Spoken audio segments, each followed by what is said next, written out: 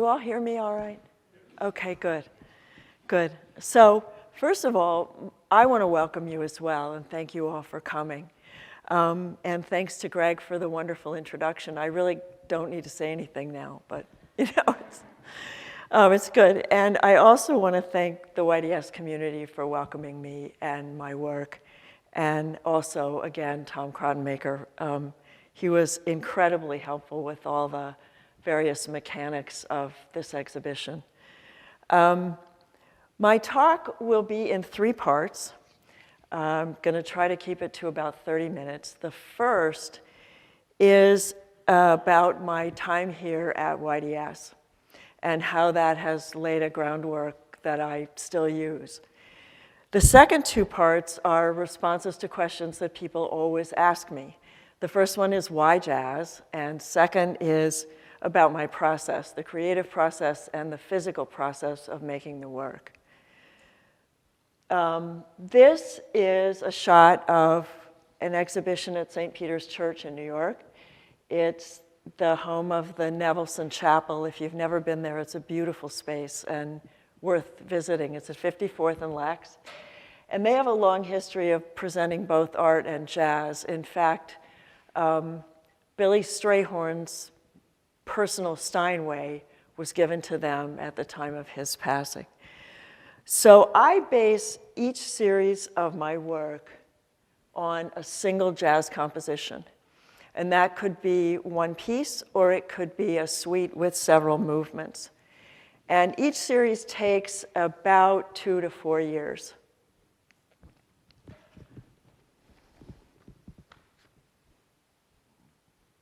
These are all at St. Peter's. And this is a show at the Delaware Contemporary that went up at the beginning of March in 2020 and closed a week later because of COVID. It was the same thing that happened to many people in the art world. Can you see well enough over there? Can you see okay? All right, good. This is my studio. My studio is in my house. I have an 1890s twin in Wilmington, Delaware that has 3 stories of north light. It's on a corner and it faces northeast. And the actual windows are 6 feet high. So my studio is just flooded with light. And I use about 2/3 of the house for workspace. This is number 7, which is the middle picture in the show. And that's the one I'm going to really take a deep dive into. The work I did at YDS gave me a theoretical and spiritual grounding for my artwork and my life that I still use today. John Cook was a professor here. He was an art historian, and he taught Christianity and the Arts, which was a 2-semester survey course. And then he also taught a 20th century course that was 1 semester, and I took all of those. And what I would say about John Cook, he was also my advisor and a very important mentor of mine, and that he engaged us in rigorous thinking about art theory, and about the space shared by religious history and art history. He also taught us very clear-eyed looking at art. What do I see? What do I experience? And then setting that into the context of the history we had learned. He became the director of the Institute of Sacred Music shortly after I graduated, and he was the one who brought visual art into the ISM. Samia Halaby is an East Jerusalem Palestinian Christian, an abstract painter, and she was on the faculty at the art school when I was here, and I was taking a lot of courses down there. And her family was driven out of their house in East Jerusalem in '48. They moved to Beirut, and then they moved to Ohio.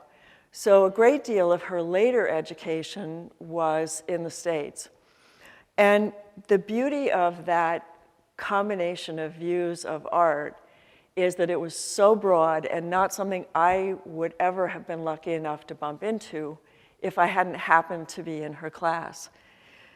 She didn't have only a Western view of art, meaning European and American.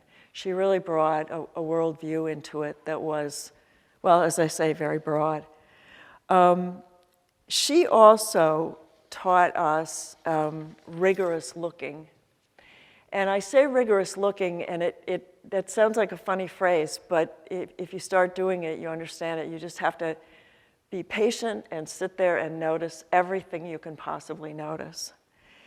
I took work to Samia in New York in her loft in Tribeca for several years after I graduated. And I would say she taught me a lot about the practice of being an artist. And Pierre Wolf was a Jesuit spiritual director. He was from Lyon. He originally was born in Marseille, but he did his work in Lyon. And then part of the time he did work here in Connecticut. And Henry Nouwen, some of you knew him, some of you may remember him or have heard his name. Henry Nouwen knew me and my work well, and he pushed me hard to try a 7-day Ignatian retreat with Pierre. And I was a good Presbyterian. I had no idea what that meant. And I learned very quickly. But I did 3 retreats like that with Pierre in my late 20s. And I felt that I had always felt, and I couldn't have articulated it, but that Presbyterian piety was very dry. And that, I mean, oversimplifying horribly, but prayer was talking to God. And I knew that there was a lot more to it than that, but I didn't know how to find that. And Henry sensed that and hence pushed me to work with Pierre. And I would say that the purpose of my work with Pierre over many years was learning to listen to a loving God. And both the listening and the loving God were just revelations to me. At a certain point, after John Paul II became Pope, Pierre left the Catholic Church because he was very upset by this particular Pope's treatment of women. He married a Sister of Mercy that he had known and worked with here in Connecticut, and my bonus was that they located here because her work was here. So I was able to work with Pierre as my spiritual director for another 30 years, which is just remarkable. Pierre had a profound effect on my life, my art, and my faith. And I would not have met him if it hadn't been for Henry Nouwen and Yale Divinity School. In my work with John Cook, I did a reading course with him, where we read Suzanne Langer's Feeling and Form and Philosophy in a New Key, and Rudolf Arnheim's Art and Visual Perception. And Langer's 2 most important principles for me were that art gives form to feeling, and that movement is the carrier of meaning in art. And do help yourself. Don't worry about wandering around when I...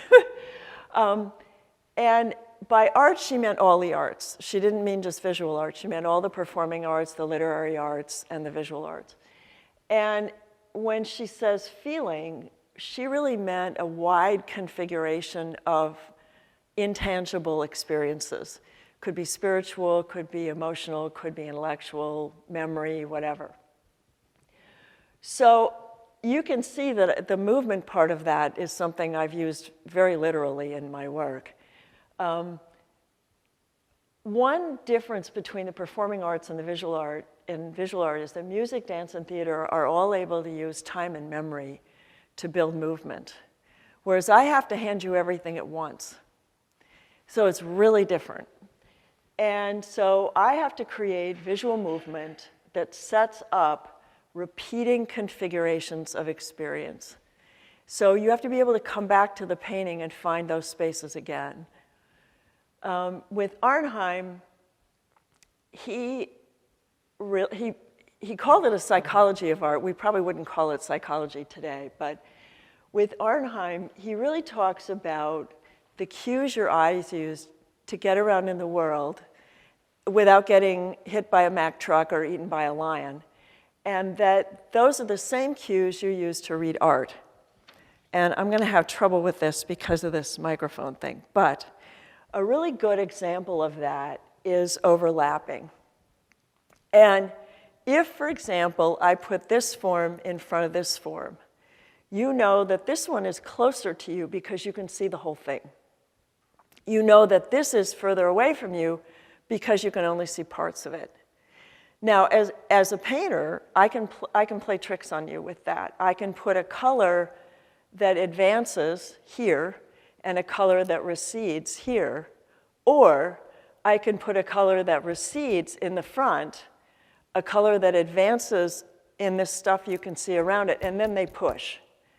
So I use all those things very consciously and intuitively in my work. But when people look at abstract art, they sometimes don't realize that they're using the same tools that they use to walk through a doorway instead of into a wall.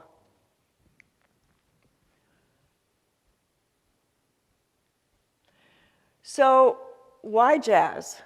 And during the 1980s, I had been painting gestural abstraction with Cézanne always in the back of my mind.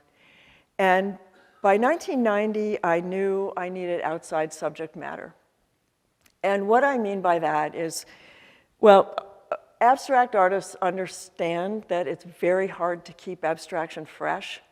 We tend to repeat ourselves very easily.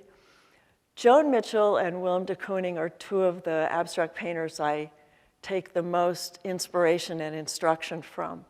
Joan Mitchell used landscape and poetry. De Kooning used landscape and the figure. And again, I'm oversimplifying there, but I needed outside subject matter to push me to find new images, new ideas, new thinking. But I didn't know how to look for it because realist spaces just didn't do it for me.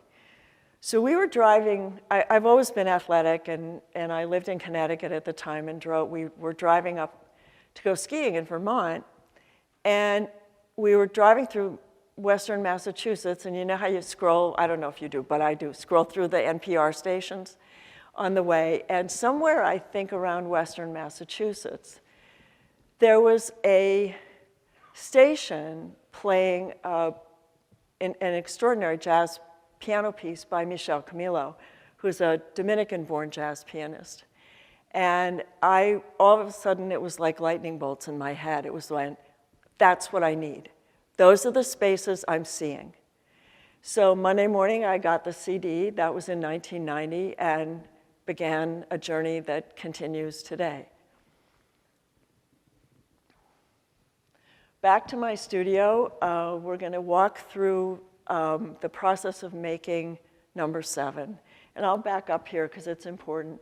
Jazz evokes in me what I want my paintings to evoke in their audience.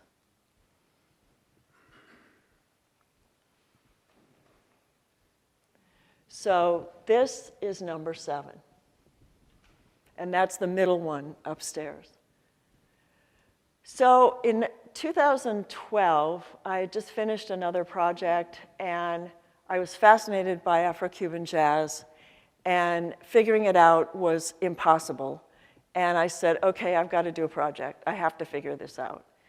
So I knew I needed to start with something simple, and there's very, very little Afro-Cuban jazz that's simple. But I had the good fortune of meeting Arturo Stable, who's a Cuban percussionist. And I met him at the Philadelphia Museum of Art, where they had these wonderful jazz series every Friday night. I had also met other musicians there that I worked with. So Arturo's a percussionist. He taught at the University of the Arts. And he had just recorded a 2-person CD with Elio Villafranca, who's a wonderful Cuban pianist.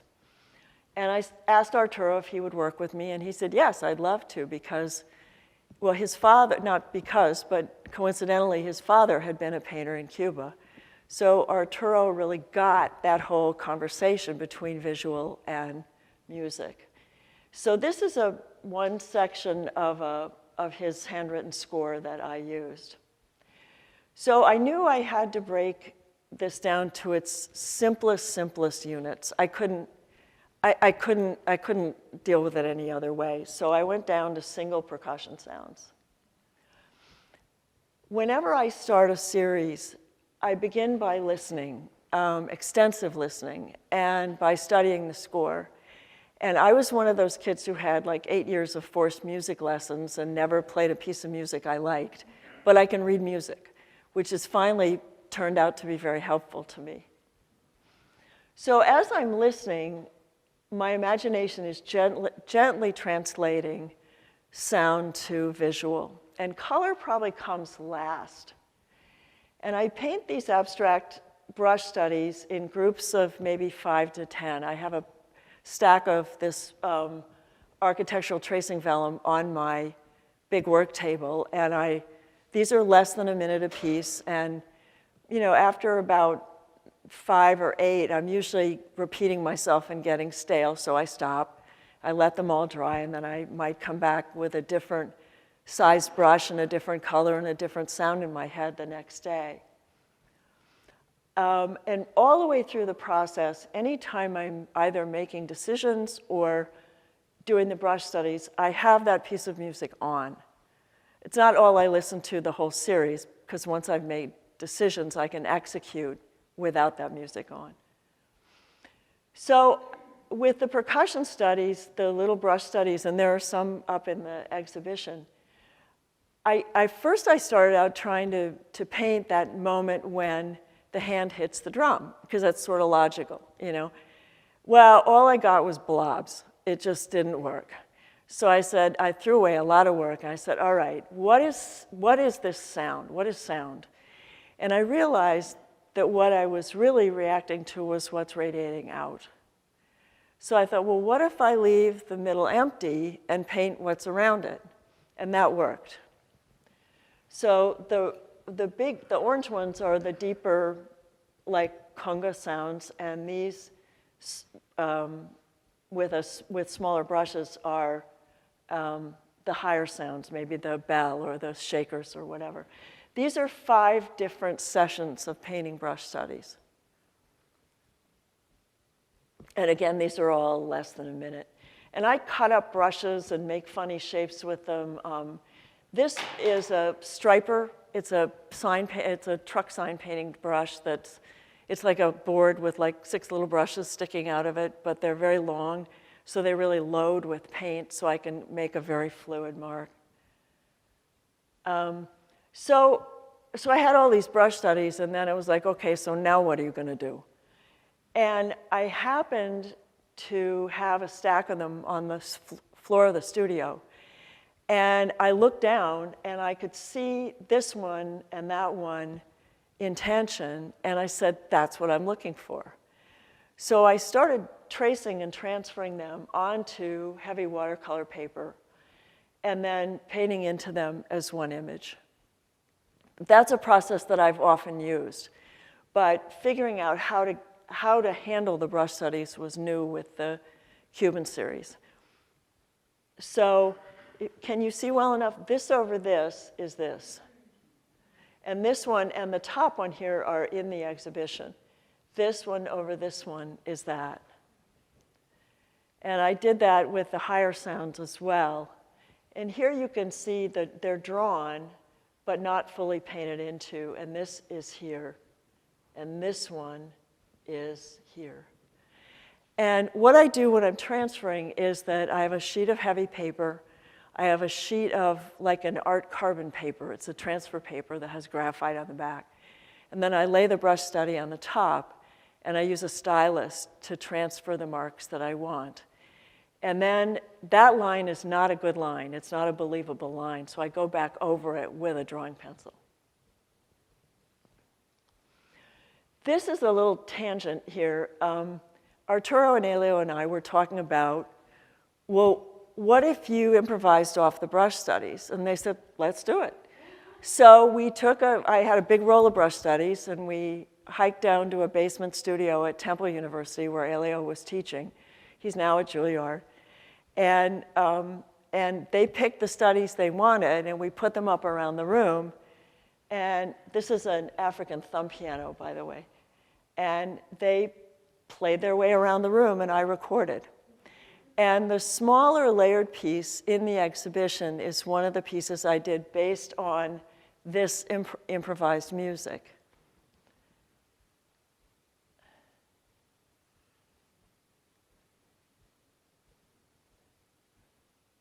So here's number 7.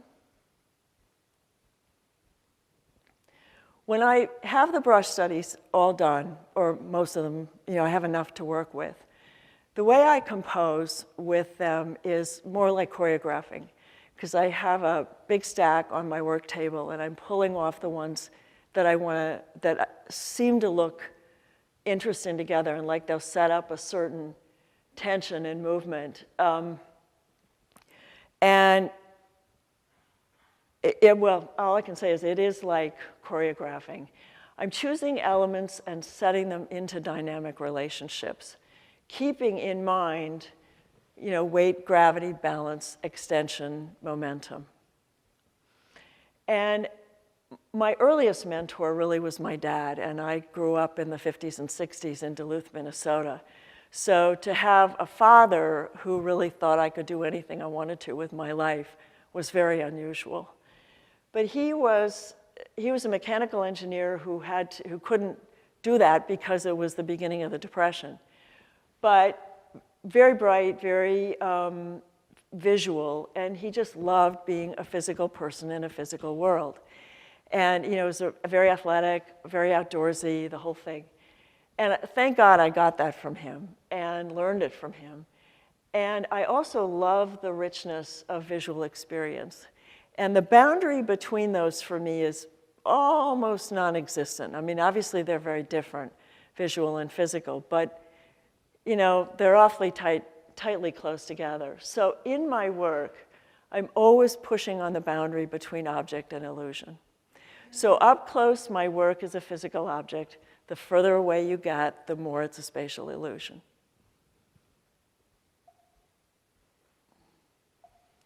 Oop, Sachin, did I do something to this? Wonder if it's my...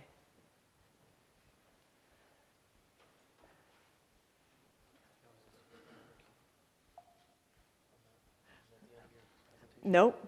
All right, I'm sorry about this.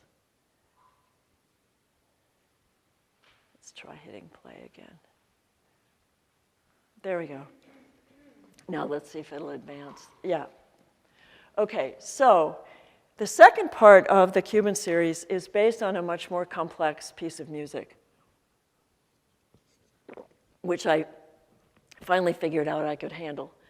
So it's a piece by Stefan Harris, who's a wonderful jazz vibraphonist. He and 2 other musicians worked on a project in Cuba they called the 90 Miles Project. And this one is called Brown Bell Blues, and the 3 big ones here are based on Brown Bell Blues. And since 2005, I've been working directly with composers. It just made the music much fresher, the Venezuelan Suite, the Berkeley series, and then the Cuban series. So Stefan and his manager were excited about the project and were kind enough to give me the score and trust me with the score. They trusted me from other musicians that I wouldn't do anything with it I shouldn't. So this one, I had a new compositional structure that gave me a lot more flexibility. And I'll get to this in a minute. But Brown Bell Blues and all that series has a lot of polyrhythms. And what happens is that, and those of you who are musicians, I mean, I'm talking about this like a visual artist, not like a musician, so please don't cringe. But to me, Afro-Cuban jazz, or in a lot of African music, is a layering up of rhythms on different instruments. So, and then to my ear, because I visualize all this, it feels like there's a melody bouncing, or a song, or voice, whatever, bouncing on the top, and it's always in motion. Well, visually that doesn't work, because every painting would just be these layers and something on top. That's pretty boring. So I had to tip it and make the rhythms pile up from the back and float an image on the front. So I just tipped the structure.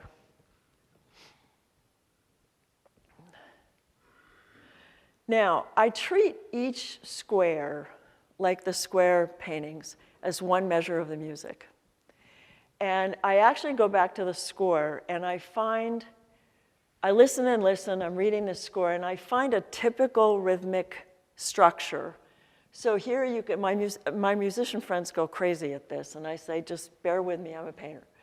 So where these typical beats hit, I'll take this grid, this is a 4/4 grid, and I have, 7/4, 5/8, all these different grids. And I will place it according to I'll place the brush studies according to the actual placement of the beats in that typical measure.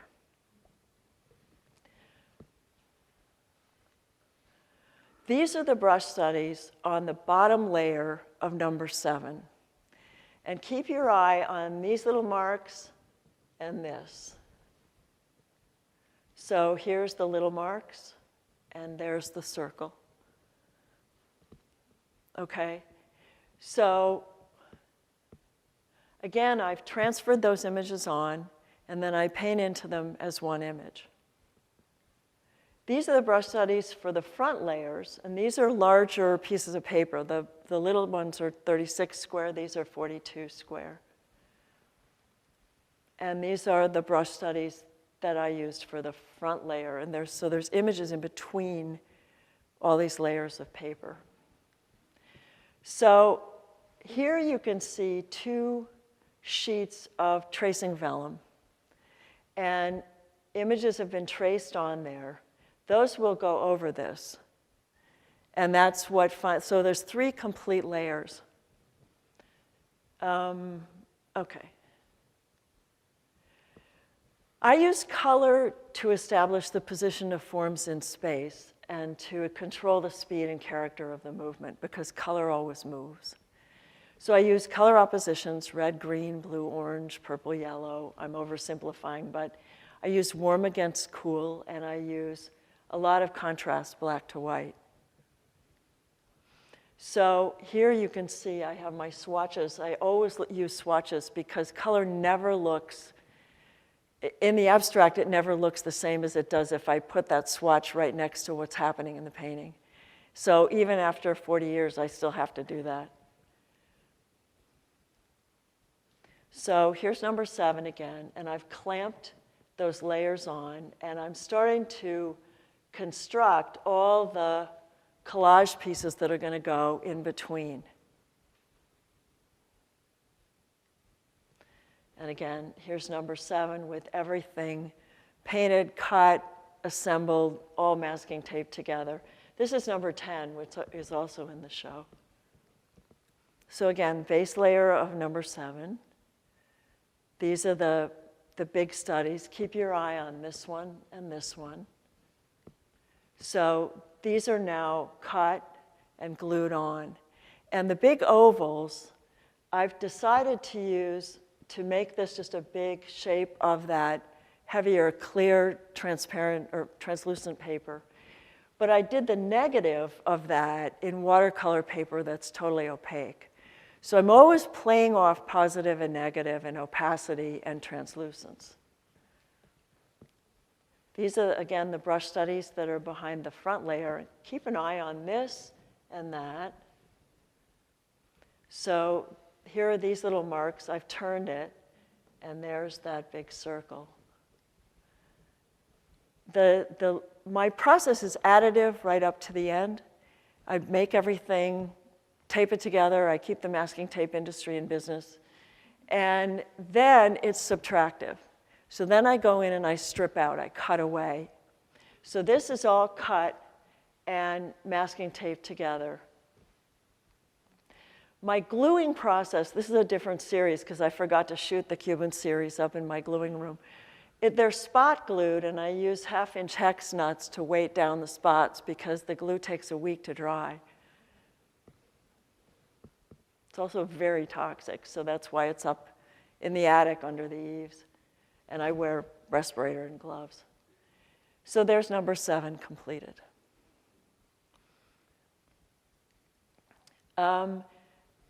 Before I stop, before I close, teaching has always been part of my art practice and part of my vocation. And vocation in the sense of that we use it here at the Divinity School. And my kids program, Eyeball It, is here.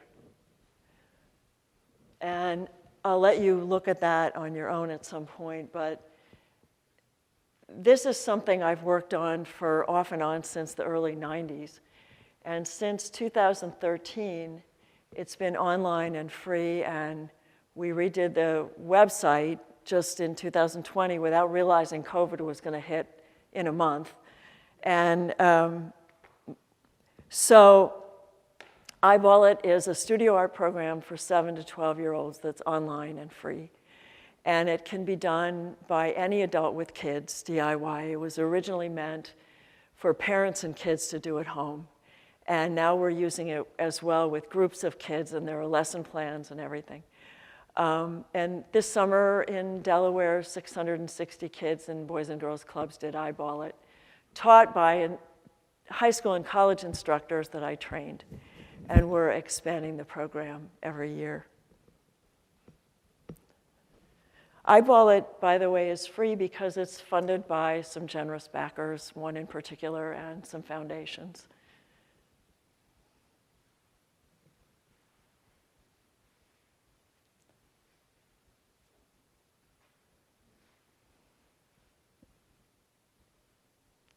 So I will close with this. In 2007, Edward Simon and his ensemble Venezuela played the Venezuelan Suite in my exhibition of works based on his music at the Phillip and Muriel Berman Museum of Art at Ursinus College. And as I was thinking about this talk in August, just starting to let it gel in my head, I went, wait a minute. The first Bible verse I had to memorize in kindergarten Sunday school at Lakeside Presbyterian Church in Duluth, Minnesota, was the 100th Psalm. And I always trip on the male pronouns in that, but I love the psalm. It's not that I've had it as a theme all my life or anything else. I haven't. But I thought, make a joyful noise. That is a wonderful description of what I've tried to do all these years. So that's why I titled the talk that. So I would like to close by playing you this video. It's about a 3-minute video of Edward performing at the Berman Museum. And then I would be happy to take any questions.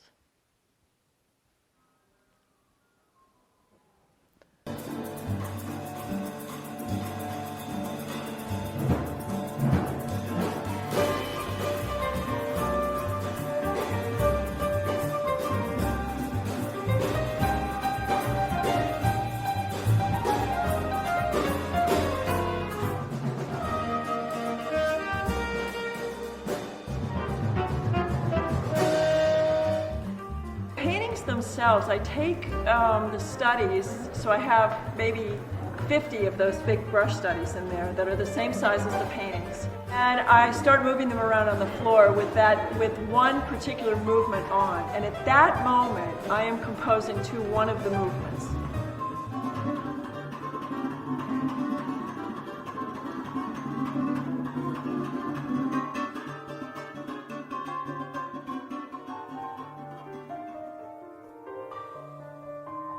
As you heard Ellen said earlier, she found that she had to use more earthly colors in this particular series.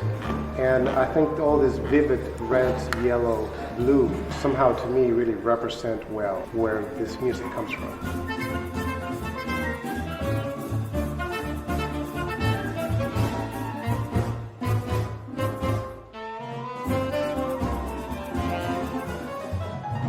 There just is an energy about working with someone who's actually composing the music at the time that I'm working on the paintings. Even if his work isn't derived from mine in any way, there's still more of an energy about it. There's a freshness. And every live performance that they've done of this full suite, each one is different. So I've been able to hear the piece evolve, and that's affected my work very strongly.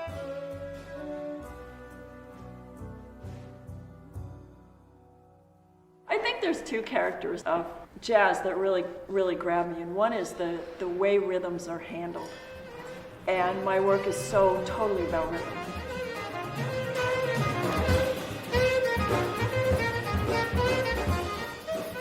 And secondly, the improvisational character, because I love the fact that it's different every time I hear it. I love the difference between live and recorded music. And it gives me complete freedom to improvise in my own work. I mean, it's permission for me to really take each piece in many directions.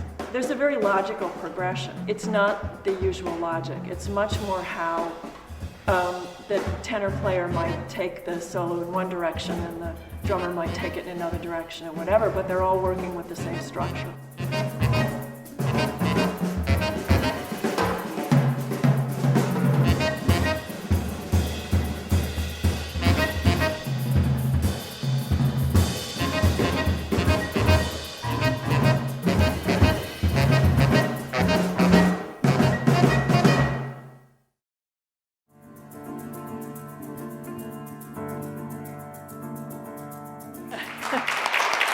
Thank you. Thank you. Ooh! Thank you.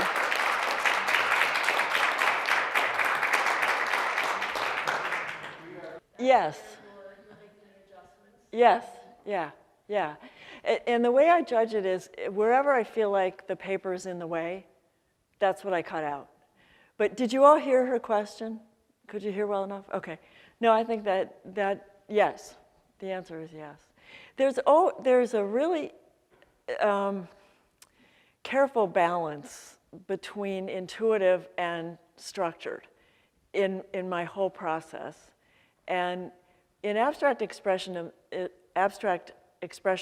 and other abstract painting, I'm thinking of Ellsworth Kelly as well, there is this interesting concept of arbitrariness that you want to, like I remember there's a painting of his in the Philadelphia Museum that where he's made a grid, and then it's supposed to be the surface of the Seine River with all the ripples and the reflections, but he decides what to paint black as opposed to white based on like drawing random numbers from a hat or something. I know I've got some of the details wrong on that, but there are these kind of techniques in order to avoid repetition and getting stale, and that's, but you're right, the cutting process is purely intuitive, and I have the music on and I say, okay, that's gotta go, that's gotta go. Anyone else? Yeah. How have you captured the dynamics of crescendos or perhaps minor versus major keys? How does that show up in your art? Well, the minor, major, that whole kind of the tone of the work, that's all in the color. That's what governs the color. The crescendo, things like that, I think that becomes much less important for what I'm doing. One thing that is important that is in that range is speed. It took me forever to figure out how to capture the speed of what Edward was playing in the fourth movement of the Venezuelan suite is a Venezuelan gaita, that is the song form. And it's lightning fast. And, it took me a couple of years of trial and error with various pieces to figure out the relationship of forms that I had to have to capture the speed. So, anyone else? Anyone else? Yes. Do you have any new works prepared or thinking about? You would ask that. Vinny is my brilliant web designer and designed both my website and the Eyeball It website. That is a loaded question because all of that translucent paper that you saw is no longer being made. So I knew before I did the River series that was going to, be the end of my stash, and that I was going to have to start from scratch. So the last 2.5 years, I've been having to reinvent myself, and what I've done, it has not been easy. because I've been doing some of the best work of my life, and that's not when you switch horses. So would you like to see what I'm doing? Shall I just pop that up really quick? Let's see if I can do this. I stuck a couple of shots in here. I've gone to semi-3D. Oh, wait a minute, I don't have them here. Do I? No, I don't have them here. I'm sorry. Oh, wait a minute. Yes. Is that up there? Okay. These are being glued and they're lying on the floor, but they're colored forms that come about that far off the paper. So it's like in my kids program, the relief collage is one of the most popular projects. So I thought, well, if they can do it, I can do it. So, and I started making these forms, and I was fascinated by what was going on. One of the hardest things has been to, oops, that's not working anymore, has been to figure out the color relationships. So these are 30 inches, and then the forms go off, and they come, as I say, about that far off the back. So it's a beginning. It's just a beginning. I mean, it's going to be 2 or 3 years before I'll have anything that I would show.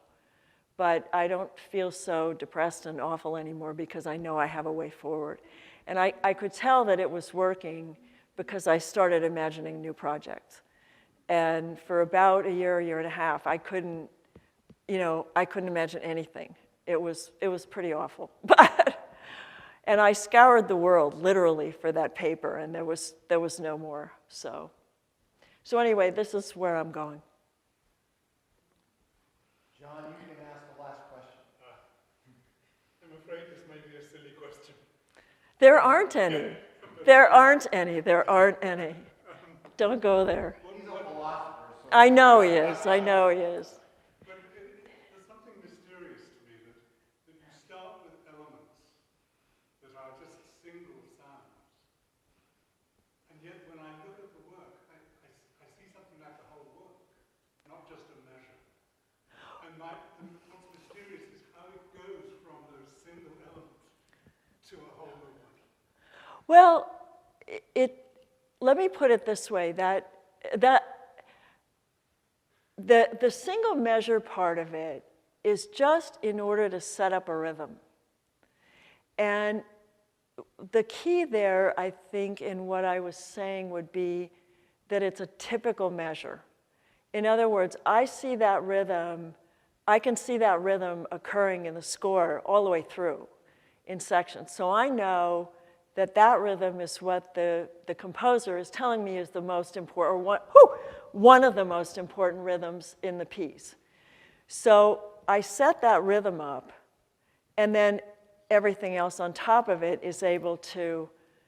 Jazz always has the percussion, whether it's the piano or the drums or what the bass, even the bass sometimes acts as percussion or whatever. But that's the grounding for the music. And so I translate that very literally on the base layer of the painting. And then everything else is intuitive. Does that help or not? I think all of us need to go back to the gallery and look at the paintings one more time. But before we do that, would you please join me in thanking Ellen one more time? Thank you. Thank you. Thank you. Thank you.